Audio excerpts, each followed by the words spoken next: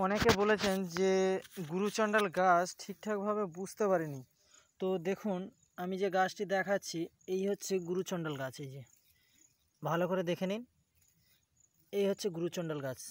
এই দেখুন, আরও আছে এদিকে, এই দেখুন আরও দেখাচ্ছি।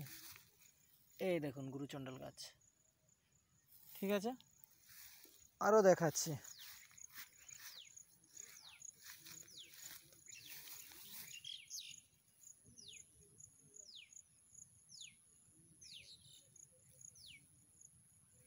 এই দেখুন, এ হচ্ছে গুরুচণ্ডাল গাছ। এই যে এইখানে আছে,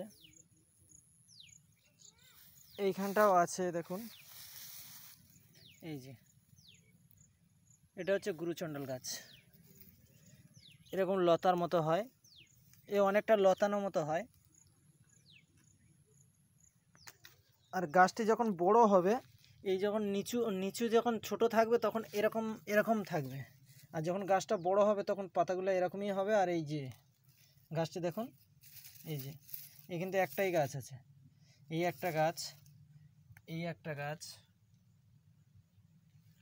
আর এই যে এরকম গাছ হবে। এটা হচ্ছে গুরুচণ্ডাল গাছ, এরকম লম্বা হবে, এই যে এরকম লম্বা হবে। এই যে,